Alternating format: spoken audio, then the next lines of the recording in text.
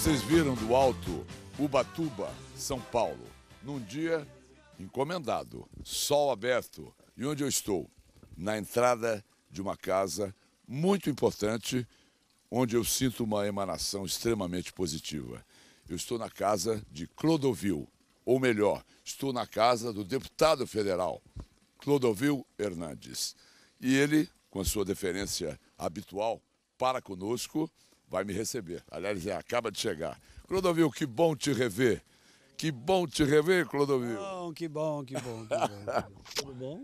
Olha, eu estou ensaiando vir aqui há bastante tempo. Estou materializando não só um desejo incontido meu, mas do meu Você telespectador. nunca esteve aqui? Você nunca havia estado aqui em casa? Somos tão amigos que até parece que já estivemos juntos aqui também. Nunca imaginei que você não tivesse vindo aqui.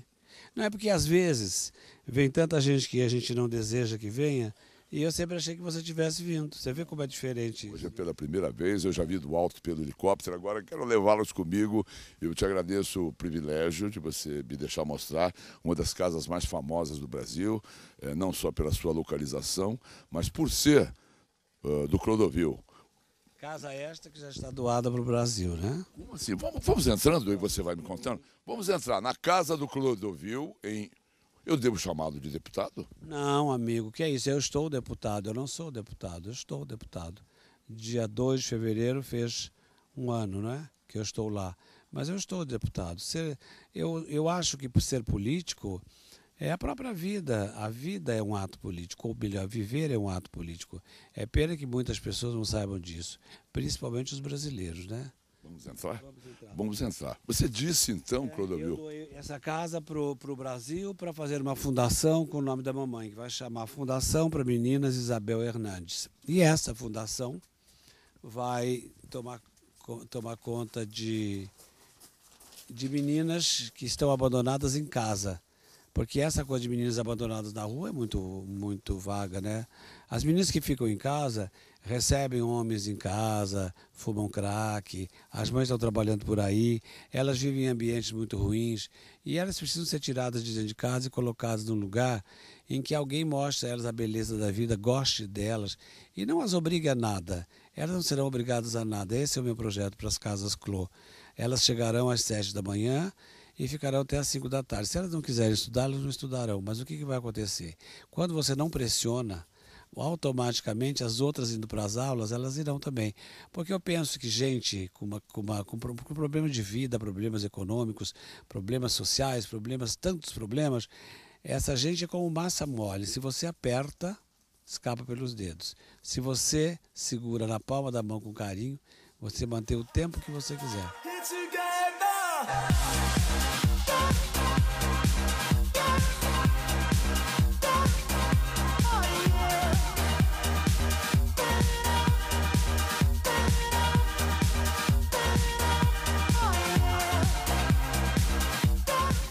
dizer que a casa que você doou, a sua casa, que aliás nós já estamos mostrando em diferentes ângulos, olha que coisa mais linda, olha que coisa mais linda. Isto é o Brasil, não é? Isso são as belezas naturais do Brasil. Essa casa, você pretende fazer dela um modelo para esse projeto? Não é um modelo. Ela será a entidade que vai administrar as partes econômicas, burocráticas de um projeto como esse. As pessoas virão aqui. Agora, esta parte de baixo, porque a parte de cima, que é onde eu moro realmente, aqui eu morava com a mamãe. Quando a mamãe morreu, eu desmanchei muita coisa, fui acrescentando outras, com tantos problemas que eu tive aqui, mas eu queria tirar um pouco aquele ar de saudade, embora isso, não saudade dela, porque isso ela mora comigo, mas no visual, existiam lugares que eu a vi pela última vez, e eu queria tirar esses lugares e mantê-la no meu coração. Então eu mudei para cima. Essa casa é a única benéfice que o Ubatuba vai ter. Ou seja, ela poderá vender ingressos para as pessoas conhecerem minha casa onde eu morei enquanto eu vivi neste mundo. Entendeu? Mas eu não vou deixar administração para a cidade, porque infelizmente até hoje eu não encontrei uma administração aqui que merecesse crédito. Vamos entrar mais um pouquinho, porque assim a câmera fica curiosa em poder mostrar todos os cantos que são múltiplos da casa do Clodovil aqui em Ubatuba. Bom, a sua rotina é ficar nessa casa e ir a Brasília. Todas as segundas-feiras eu vou para Brasília. Fico segunda-feira à noite, terça, quarta e volto na quinta. Eu faço eu registro a minha presença na Câmara e volto para cá. Sinto que quando eu cheguei lá, e as pessoas tinham muito receio de mim.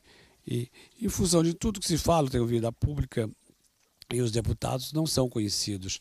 Eu vivo dando autógrafos e eles ficam assim muito incomodados quando estão no aeroporto, porque eles precisariam disso para ter votos, né?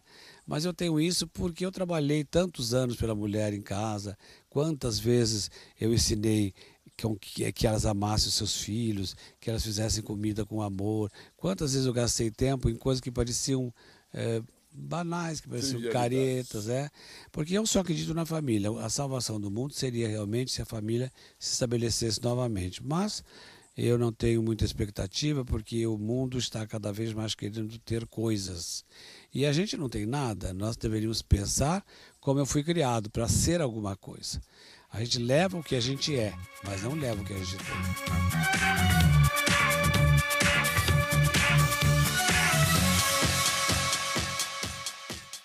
São 70 anos com a pele boa, com a carne firme, com talento, com saúde e com disposição. Por quê? Porque eu não me entrego a câncer, não me entrego a nada que não tenha nada a ver comigo. Eu vim para o mundo por presente de Deus. E eu não vim aqui para agradar ninguém. Eu vim para cumprir o meu papel e voltar para Deus. E isso eu tenho que levar decente. Eu não posso, dinheiro eu não posso levar, nem essa merda desse corpo que a gente tanto exalta. Fica aqui, ele não quer.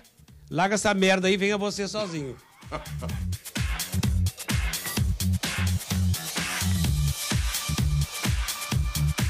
Eu não tenho amor nenhum por coisas minhas. Eu tenho o maior prazer em deixar tudo, porque a casa já estava meio que abandonada, porque eu estava muito magoado com o poder público aqui de Ubatuba, né? Esse problema é histórico. Esse problema é histórico. Mas eu sempre briguei tanto por Ubatuba, porque é o lugar mais lindo do mundo que eu já vi. E é uma maldade o que fazem com aquele lugar, porque é um deslumbre. Então, você veja, voltando à maldita promotora, ela, por exemplo, implica comigo porque ela projetou um negócio com os advogados para ganhar dinheiro às minhas custas. E a oficial de justiça me contou isso antes. E eu fui lá e pus o dedo no nariz dela. Aí virou inimiga. Agora, se forem derrubar Ubatuba, tem que derrubar a encosta inteira, porque são favelas e favelas de gente que os maus candidatos trazem do Vale do Jequitinhonha e desses lugares para votar em Ubatuba, sabia? Como é que está esse problema, Clodovil? Eu não sei mesmo. Eu estive na autoridade máxima que cuida dessa gente, mas as autoridades máximas lidam com um poder que é um poder, aquele poder brasileiro que pensa que é no chicote, que é na autoridade. E eu falei tudo que eu tinha que falar, mas senti que é muito difícil você mexer com a promotoria pública do Brasil, porque eles se deram autoridades muito maiores que a do presidente. Por quê? Com certeza eles seriam, em algum ponto eles têm razão, porque senão seria uma baderna. É preciso que alguém mande realmente, eles mandam muito. Só que eles se esqueceram que mesmo mandando muito, no meio deles também tem gente desonesta. Teve aquele assassinato no Nordeste, num supermercado, que é aquela coisa horrorosa, e tem gente de quinta categoria. E nós temos aqui uma senhora que não é uma promotora, ela é qualquer coisa que você queira, menos uma promotora.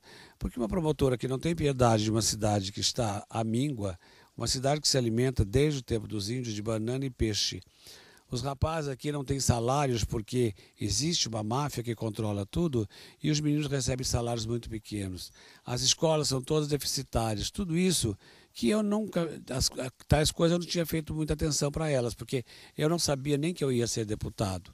Isso aconteceu, casualmente eu tive um insight à noite, todo mundo sabe disso, e quando eu me vi, no dia da operação do câncer, eu me vi sendo convidado para ser deputado federal, que também me trouxe problemas.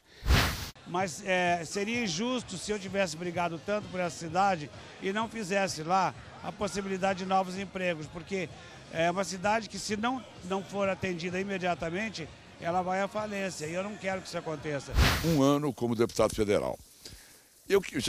Já é o tempo suficiente para você fazer um balanço objetivo de como é que você chegou lá, que tipo de problemas você enfrentou, quais foram os preconceitos estabelecidos dentro daquela casa, como é que foi tudo?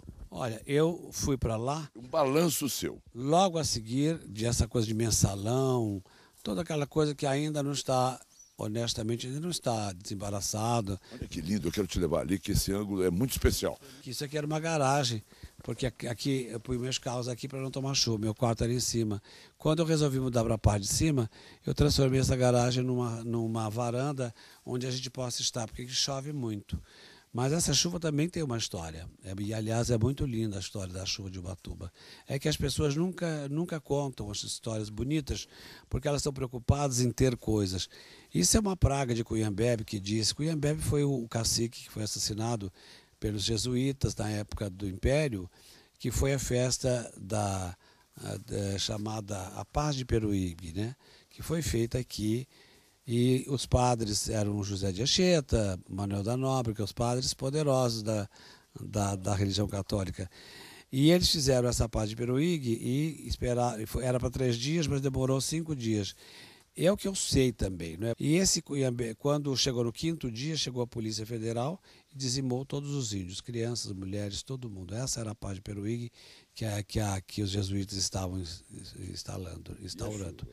Então, quando ele estava morrendo, o Cunhambebe, ele disse, se esvaindo em sangue, ele disse, nesta terra nada irá para frente e aqui a natureza chorará sempre por nós.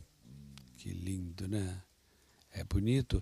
E agora... Por isso que as pessoas brincam e dizem que Ubatuba é a Uba-chuva? É por isso, mas eu tenho agora uma missão que também é uma coisa curiosa para mim, porque você sabe que esse índio que você está mostrando agora, que ele está lá, este índio me foi imposto por uma pessoa que me disse, aqui morava um índio que amava este lugar, e ele protege a sua casa.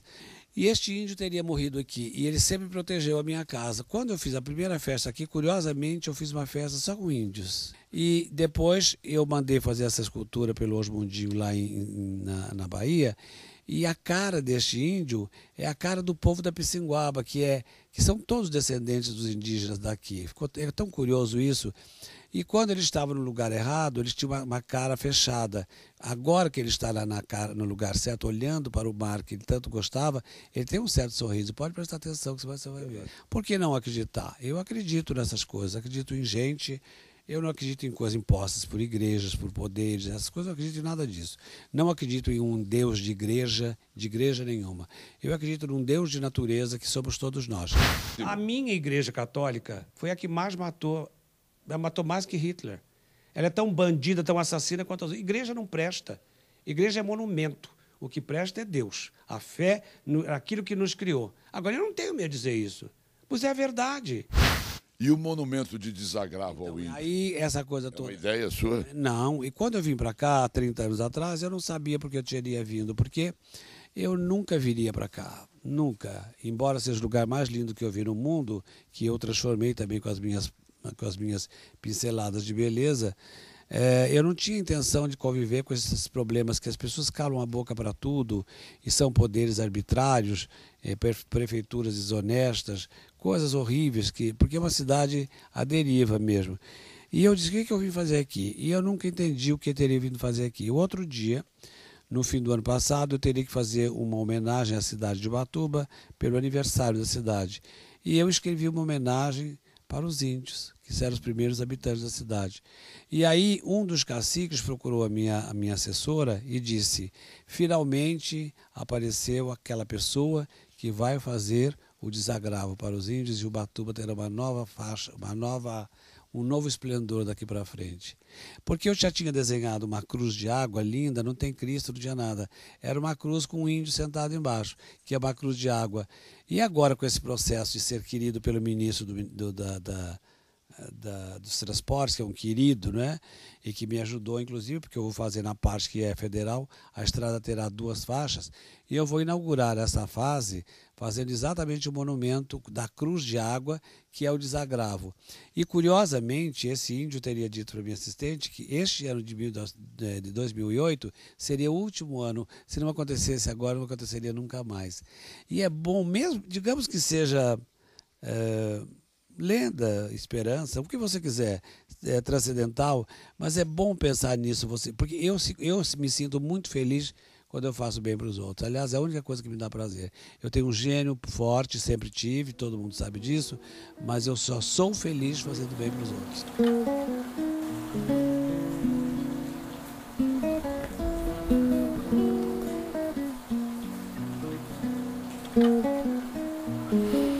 Ai, que saudade desse tempo, né?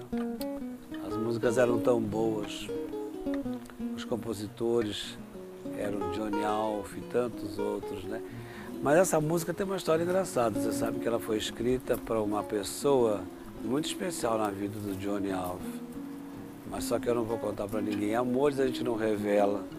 A gente deixa assim, porque fica só a magia, a beleza das notas musicais e toda uma vida passada, né? Sim, amor discreto para uma só pessoa, pois nem de leve sabes que eu te quero e me apraz esta ilusão à toa. Olha, somente um dia longe dos teus olhos trouxe a saudade do amor tão perto, e o mundo inteiro fez-se tão tristonho. Mas, embora agora eu te tenha perto, eu acho graça do meu pensamento a conduzir o nosso amor discreto. Sim, amor discreto para uma só pessoa, pois nem de leve sabes que eu te quero e me apraz esta ilusão à toa, à toa, à toa.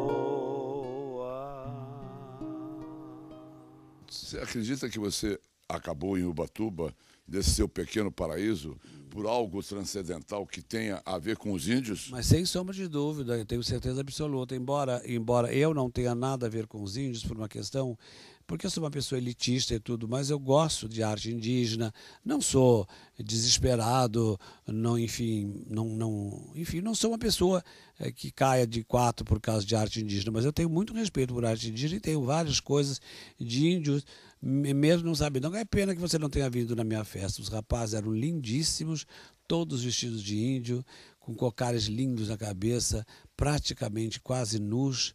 A comida era toda de banana, todos os doces eram brasileiros, todas as comidas eram brasileiras, porque eu sou do tipo que tem realmente um encantamento muito grande pelo país, sempre tive, né? Mas é verdade mesmo. Eu sempre usei muito verde e amarelo. A porta do meu gabinete, que criou uma celeuma enorme, uma porta é verde e outra é amarela, porque a gente, se você não ama o básico do seu país, você não pode amar o todo, é impossível. O que acontece é o seguinte, descontente com o Brasil de hoje, não, eu estou descontente com o Brasil de Cabral, que eu quero encontrar o Cabral no mar, fazer ele para as Índias, entendeu? Porque o grande problema desse país é o Cabral, aquele maldito, entendeu? Que veio para cá e depois não deixaram os holandeses ficar, os franceses, que foi uma pena realmente. E nós teríamos, claro, sem sombra de dúvida, nós não fomos colonizados, né? A gente foi achado e esquecido por aqui, de repente, no meio dos índios e tudo, entregaram para Deus, e é essa baderna, porque o problema do país é brasileiro. O país não tem problema nenhum, o país é abençoado por Deus como qualquer país é. Você poderia estar morando em Paris hoje. Poderia há muito tempo, mas outro dia quando eu fiz o ossinho do nariz aqui, eu tive um outro insight, porque eu tenho insight todas as noites, né? Quase todas as noites eu tenho insights. Agora com mais frequência ainda? Mais frequência ainda. E no dia que eu fiz essa operação, o França, que é um dos meus assistentes, estava comigo no hospital. Quando eu acordei, eu disse, registra isso que eu vou te contar que depois eu esqueço. E ele escreveu, de modo que eu tenho isso guardado. Nunca mais diga que você foi roubado. Nunca mais diga que você não tem dinheiro, porque você nunca viveu como pobre. O que acontece é que você não pode ter dinheiro, porque se você tiver dinheiro, você vai embora e a sua missão é aqui até o fim. Meu Paris é aqui agora, é uma coisa curiosa isso. Se você não tivesse nascido no Brasil, que país que você gostaria de ter nascido então? Não, eu acho que nascer no Brasil é um castigo. Eu acho que a gente foi inglês numa época e a gente sacaneou alguém na corte e aí disse, então você vai nascer brasileiro, você vai ver o que é gostoso. Porque é um castigo mesmo, porque o país não se respeita e não respeita as pessoas, entendeu?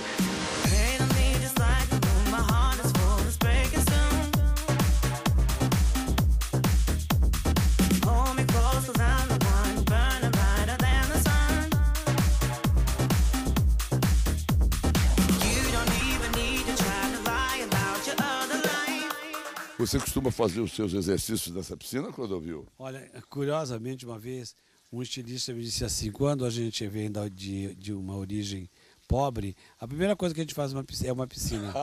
E o rico, quando muda da casa, muda para o apartamento, não quer nem ouvir falar em piscina, nunca mais. Eu entrei aí umas, sei lá quantas vezes, mas eu faço questão que a água esteja limpa, porque eu sou assim. E é lindo também, como elemento de decoração. Agora, eu estava falando com você sobre essa coisa de Brasília e tudo, e no final eu sou como o homem da cobra, eu falo muito e não contei para você aquilo que você realmente queria saber com relação a este povo lá de Brasília, que eu nem conheço direito. Eu conheço algumas pessoas, tem gente da melhor qualidade, como teria me dito um amigo meu, você terá surpresas, porque tem gente maravilhosa em Brasília, e tem mesmo, e você encontrará gente de péssima, de quinta categoria. Porque aquela gente que está lá não sabe nada ainda, não tem noção do que seja nada. Não tem instrução, não tem interesse pelo ser humano, não tem a humildade, tantas coisas que são importantes. E eu vou para prestar atenção como eles vivem, para aprender a viver como eles vivem, mas eu vou mudar. Eu garanto a você que Brasília nunca mais será a mesma. Eu nunca vi tanta coisa que eu não consigo entender até agora. Coisas que eu não vou nem contar para você, porque são coisas tão feias, tão miúdas, que me incomoda muito, né? Mulheres andando, gente fazendo trotuada nos corredores. É uma falta. Na Câmara? Eu não sei se é que... Trotuar dentro da Câmara dos Deputados? Eu vejo, não sei se eu que vejo isso assim, porque lá é muito grande, né? Muito grande. E todos os subterrâneos que levam aqui e acolá são muito grandes. E você vê gente de todo tipo. Eu, quando olho uma mulher, eu sei o que ela está fazendo. E eu, por várias vezes, já me vi de frente com algumas mulheres numa situação estranha naquele lugar. Gente que não tem nada a ver com aquele lugar. Porque, por exemplo, você dirá assim, bom, mas você também não tem nada a ver com o lugar, porque você é homossexual e tal. Pode-se dizer isso, é evidente, porque a sociedade compara a homossexualidade à prostituição. E não tem nada a ver. O homossexual você nasce, e prostituta você vira. E de verdade, eu sou tão careta com essas coisas que quando eu fiz o câncer em mim mesmo, justamente para me livrar dessa pecha de... O que significa eu fiz o câncer em mim mesmo? É porque não existe a doença, existe o doente. Mas eu acho que o câncer, como qualquer doença final, que leva ao final e que às vezes é irreversível, todas essas doenças são criadas na cabeça da pessoa, como qualquer coisa, como a própria gripe, né? Elas são criadas na cabeça da pessoa. A doença não existe, existe o doente se faz. O câncer é uma doença que causa pena, que causa medo, que causa tudo. E você veja, eu tive muita ajuda, porque eu fui operado pelo melhor médico que existe no Brasil, que é o meu querido Miguel Sruge. Professor Miguel Sruge. Maravilhoso, que é meu querido amigo. E ele me disse, vou escolher, tem 4 possibilidades para operar você, qual que você quer? Eu digo, eu não vou dizer, o senhor é especialista, o senhor opere como o senhor quiser. Aí ele, como é médico e não cuida da vida alheia, ele cuida exatamente do contrário, de fazer a vida alheia valer alguma coisa, ele me disse, eu vou operar você de modo que se você quiser continuar fazendo o homossexual, você possa fazer. E realmente, se eu quiser ter relações sexuais, eu posso. Mas ele não me contou a verdade, porque os médicos não contam a verdade. A sequela do câncer de próstata é uma coisa horrorosa. Você não pode imaginar o que é.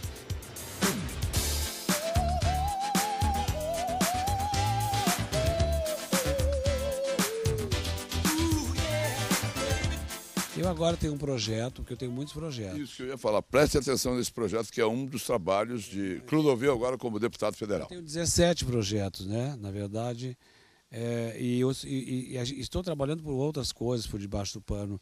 Mas esse projeto obriga o exame de próstata aos 40 anos, quando a pessoa é contratada por uma empresa, e depois a manutenção desse exame. Mas, sobretudo, que se tome cuidado com a parte psicológica, porque eu sou uma pessoa instruída e eu sei algumas coisas a meu respeito e tal. Haja vista que você deu a notícia publicamente quando você soube do seu câncer e foi dei, pelo meu programa. Eu dei graças a Deus, diga-se de passagem. Como é que é o projeto, Clodovil? O projeto é assim. Qual é o projeto? Preste atenção. É o apoio à pessoa que não tem dinheiro, à pessoa pobre. E essa coisa de atender não só quando registrado o câncer de próstata, a pessoa tem que ter uma manutenção psicológica. Por quê? Porque ela vai ficar impotente. É inexorável. É inexorável. Então, uma pessoa humilde, que tem uma mulher que é fogosa, aos 40 anos, e aí ele não comparecem mais, o que ela vai fazer? Ela vai traí-lo. O que ele vai fazer? Ou ele mata a mulher ou ele se mata. Então é muito perigoso mexer com isso, assim, aleatoriamente. E o projeto dá amparo às pessoas que não têm condições. Claro. Chegou aos 40 anos, o projeto do deputado federal Clodovil Hernandes é para que todos tenham acesso aos exames, que significa a medição do PSA, que eu sei, e o toque. Mas o PSA não é o principal. O brasileiro é muito burro, ele tem muito medo desse gesto. Mas o único que detecta mesmo o câncer é o dedo. O toque. Agora, eles põem moral nisso, mas talvez não seja culpa deles, porque você veja, essa natureza é um mistério, né? Existe um certo prazer nessa região, porque toda vez que você ejacula, você tem uma contração do esfíncter anal, é obrigatório, para que a próstata é claro. Então você associa isso, se alguém passa um dedo nessa região, nesta hora, você associa prazer, e tudo que dá prazer, a pessoa tem que pagar ônus por isso. Você veja, nós todos temos o orgasmo igual, pobres, ricos, pretos, brancos, bonitos, feios, todo mundo é orgasmo, é a única coisa socialista. Mas a gente não pode ter prazer. Por quê? Porque tudo manipula aquilo porque o ser humano, ele quer ser melhor que os outros, a igreja quer mandar mais que o outro, cada um faz uma coisa e prejudica a humanidade. O orgasmo deveria ser uma coisa que não seria uma coisa suja, ao contrário, mas que é complicado porque a vida vem por aí. E a vida é uma coisa uma coisa sagrada, e muito mais sagrada para as mulheres, porque as mulheres têm 2 órgãos sagrados, né? E a gente não tem nenhum. As mulheres têm a vagina e o útero. O homem não tem órgão sagrado nenhum.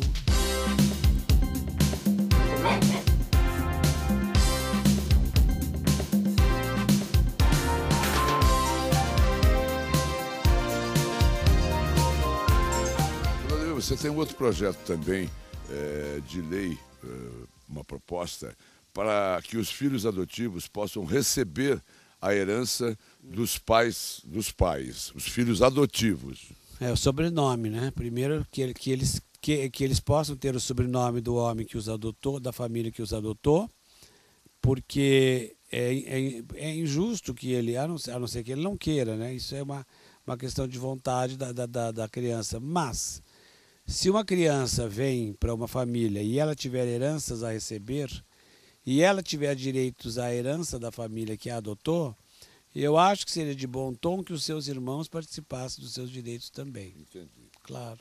É isso que eu acho. Hoje um filho adotado não tem direito nenhum, naturalmente? Não sei bem quais são os direitos que ele teria. Mas no Brasil, toda essa coisa de adoção é muito complicada. Você veja que as crianças que são adotadas, a gente não sabe direito o destino delas, a gente não sabe se elas vão para país para servirem de doadores, forçosamente de doadores de órgão. A gente não sabe direito, porque tudo é meio confuso, o que é uma pena. Nós temos que arrumar isso, porque é preciso que essas crianças que fazem o futuro do Brasil, elas aprendam essas coisas que são muito importantes quando a gente cresce. Eu estou tentando pensar desses múltiplos projetos do Clodovil, é onde você propõe a substituição do ramo de fumo. Coloque no ar, por favor, Leandro, o brasão das armas do Brasil. Aí está. Nós temos um ramo de fumo. O Clodovil está propondo a troca desse ramo de fumo por um galho de cana-de-açúcar. Como é que as pessoas estão recebendo essa sua proposta? Eu não sei como elas estão recebendo, mas o que eu pensei foi o seguinte: a cana-de-açúcar, ela é nociva também, porque o açúcar faz muito mal para o ser humano, mas ela é uma divisa. Ela é uma divisa, porque ela faz, inclusive, esse produto que substitui a gasolina, ela pode servir para várias coisas. Então, e o fumo, nós temos que extinguir esse hábito de fumar. Naquela época, talvez desse dinheiro, nós tínhamos influências de Cuba, de países que estavam aqui por esse lado, e a Europa vivia muito essas coisas, dessas influências. Hoje em dia, o Brasil tem mais poderes do que ele possa supor, e eu acho que ele pode se dar ao direito de consertar uma série de coisas que estão erradas, inclusive esse brasão torto, né?